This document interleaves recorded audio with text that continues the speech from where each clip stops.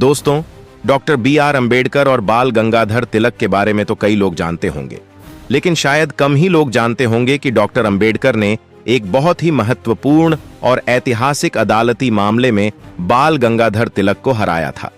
दोस्तों, इस वीडियो में हम आपको बताएंगे कि कैसे डॉक्टर अंबेडकर ने एक मानहानि वाले मुकदमे में बाल गंगाधर तिलक को हराया था। दोस्तों, मानहानि का मामला दरअसल यह था कि 1926 में महाराष्ट्र में गैर ब्राह्मण आंदोलन के नेता केशवराव जधे द्वारा देशाचे दुश्मन यानी देश के दुश्मन नामक एक विवादास्पद किताब प्रकाशित की गई थी।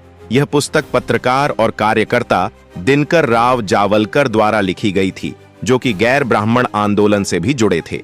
यह पुस्तक भारतीय स्वतंत्रता संग्राम के दो प्रमुख शख्सियतों बाल गंगाधर तिलक और विष्णु शास्त्री चिपलुणकर के विचारों और कार्यों की तीखी आलोचना थी। इस किताब में इन दोनों पर ब्राह्मणवादी, प्रतिक्रियावादी और राष्ट्र विरोधी होने का आरोप लगाया गया था और उन्हें महाराष्ट्र में निचली जातियों और मुस्लिम समुदाय के पिछड़ेपन और उत्पीड़न के लिए भी दोषी ठहराया गया था। इस पुस्तक के छपने के बाद तिलक और चिपलुणकर के समर्थकों और प्रशंसकों ने भारी हंगामा खड़ा कर दिया था, जो उन्हें राष्ट्रीय नायक और हिंदू धर्म के चैंपियन के रूप में मानते थे। इसके बाद केशवराव जधे और दिनकर राव जावलकर के खिलाफ नारायण गणेश प्रधान नामक व्यक्ति ने मानहानि का मामला दायर किया था, जिसने खुद को बाल गंगाधर तिलक का दूर का रिश्तेदार होने का दावा किया था। नारायण गणेश प्रधान ने आरोप लगाया था कि इस पुस्तक ने तिलक और चिपलुणकर की प्रतिष्ठा और सम्मान को धूमिल किया है, जो असल में पुस्तक के प्रकाशन के समय मर चुके थे। नारायण गणेश प्रधान ने केशवराव जधे और दिनकर राव जावलकर से 0000 का हर्जाना मांगा था और यह भी मांग की थी कि देशाचे दुश्मन पुस्तक पर प्रतिबंध लगाया जाए और इसे जब्त किया जाए। यह मामला जब अदालत में पहुंचा तो मामले की सुनवाई बॉम्बे हाई कोर्ट में जस्टिस फॉसेट ने की। इस मामले में जधे और जावलकर का प्रतिनिधित्व किसी और ने नहीं, बल्कि खुद डॉक्टर बी.आर. अंबेडकर ने किया था, जो खुद 1923 से इसी हाई कोर्ट में कानून की प्रैक्टिस कर रहे थे। डॉक्टर अंबेडकर, जो खुद दलित समाज के नेता थे, अक्सर सामाजिक सुधार और जाति भेदभाव के ऊपर बाल गंगाधर तिलक की आलोचना करते थे। डॉक्टर अंबेडकर ने चिपलकर की भी उनके लेखन के लिए आलोचना की थी, जिसमें ब्राह्मणवाद का महिमा मंडन किया गया था और अन्य जातियों को अपमानित किया गया था। अब इस मुकदमे में डॉक्टर अंबेडकर की बचाव रणनीति दो मुख्य तर्कों पर आधारित थी।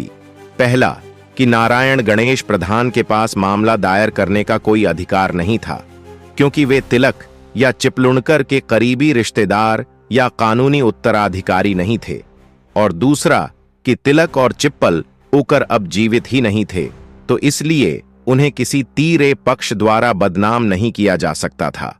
डॉक्टर अंबेडकर ने अपने तर्कों के समर्थन में भारतीय और ब्रिटिश कानून के कई उदाहरणों का भी हवाला दिया था।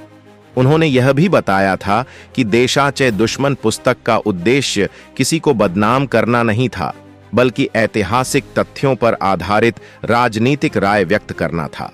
अब डॉक्टर अंबेडकर के तर्कों को न्यायमूर्ति फॉसेट ने स्वीकार कर लिया था, जिन्होंने मानहानि के इस मामले को खारिज कर दिया और केशवराव जधे और दिनकर राव जावलकर को बरी कर दिया।